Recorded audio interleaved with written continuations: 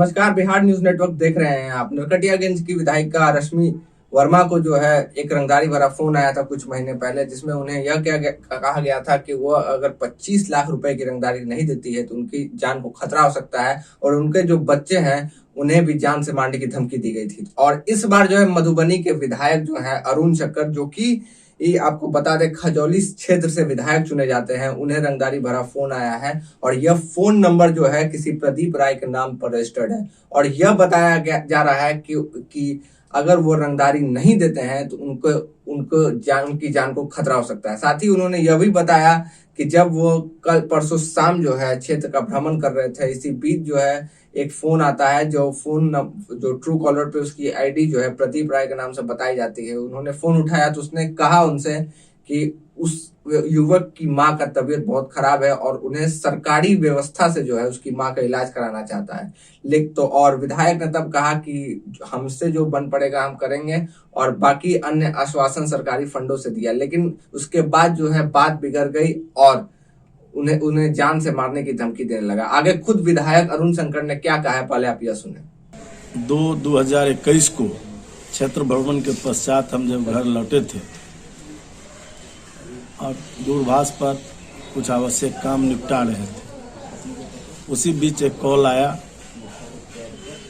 जिसमें true collar पर प्रदीप राज मिस्त्री करके आ रहा था।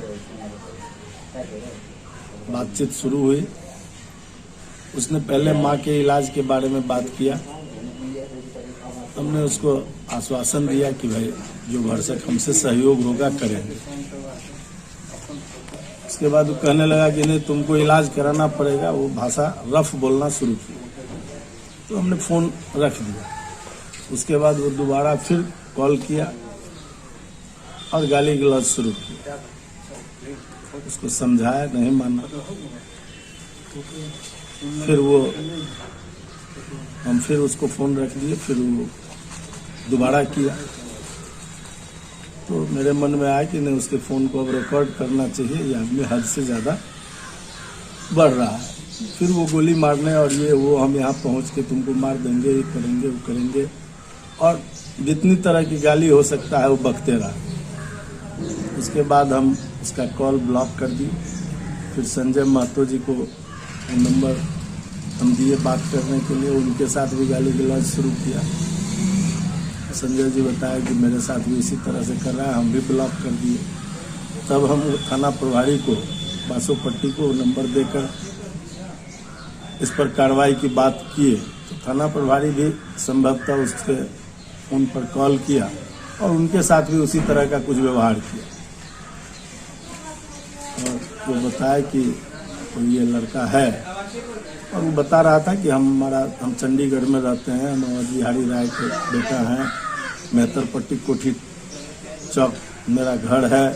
वो अपना पूरा क्या बिगाड़ लोगे, फलना चिलना, दरोगा क्या करेगा, विधायक क्या करेगा, और उसके साथ जितनी गाली हो सकती थी पड़ रहा है। तो मैंने फिर डीएसपी और एसपी मधुबनी को दूरभाष पर सूचित किया और उसके बाद कल 12 तारीख को इस संबंध में एक एफआईआर दर्ज किया, जिसमें वो इलाज के बहाने रंगदारी मांग रहा था और भद्दी गाली दे रहा था इस संदर्भ में, और गोली मारने की धमकी। ये मुख्य बात है। रंगदारी कितना मांगा था? राशि कोई नहीं, सीधे इलाज का खर्च दो। जब हम इनकार ही कर गए तो राशि क्या बोलेगा। तो उसके सहयोग की बात हमने किया, इलाज में सहयोग की बात की, बाकी का कोई प्रश्न नहीं उठता था। लेकिन वो मुझे लगा कि उसके पीछे बात करते समय कुछ और लोग हैं, जो रिकॉर्डिंग से पता चलता भी है, और कोई साजिश के तहत वो इस प्रकार का कर रहा है। हमको लगता है कि हो सकता है वो नशे में भी रहा होगा। इसके पहले जब कल पता किया तो मालूम हुआ कि वो अपने परिवार में भी अपने पिता का पैर तोड़ दिया था, माँ का कान मार के बहरा कर दिए हुए है, भाई का सर फोड़ दिए हुए है। वो एक प्रकार से मनबड़ू लड़का है और 6 महीना पहले उस पर उसका परिवार एफआईआर दर्ज करने के लिए आवेदन दिया था, लेकिन पुलिस समझा बुझाकर उसको पारिवारिक विषय समझकर निष्पादित कर दिया। और मुझे लगता है कि इस सबसे उसका मन थोड़ा ज़्यादा बढ़ गया और यहाँ तक वो पहुँच गया कि अब हम लोगों को भी गोली मारने की धमकी दे रहा है। ये बिल्कुल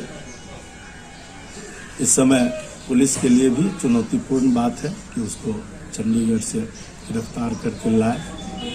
तो आपने देखा कि भाजपा विधायक अरुण शंकर का साफ कहना था कि उन्हें जो है एक नंबर जिस नंबर का कॉलर आईडी है 9779731496 और इस नंबर से उन्हें रंगदारी भरा फोन आता है और कहा जाता है कि वो आदमी जो है, वो युवक जो है, ना एसपी से, ना जिला प्रशासन से, ना थाना प्रभारी से नहीं डरता है। अगर उसकी मां का इलाज नहीं होता है, अगर उसकी मांग को पूरा नहीं करते हैं विधायक जी, तो आपकी जान को खतरा हो सकता है। साथ ही उन्होंने यह भी बताया है कि उन्होंने इस घटना के बाद जो है इसकी जानकारी नजदीकी थाना बासोपट्टी क्षेत्र को दे दी है। बासोपट्टी थाने में जो थाना प्रभारी है वो एफआईआर लिख चुके हैं और इस पर कार्रवाई शुरू कर दी है। आप देख सकते हैं कि किस तरह से भाजपा के अन्य विधायकों को जो है टारगेट किया जा रहा है, बार बार उनसे रंगदारी की मांग की जा रही है, उन्हें तंग किया जा रहा है, लेकिन प्रशासन जो है अभी वहां तक पहुंचने में असफल रही है। तो लगातार खबरों में बने रहने के लिए आप देखते रहे बिहार न्यूज नेटवर्क।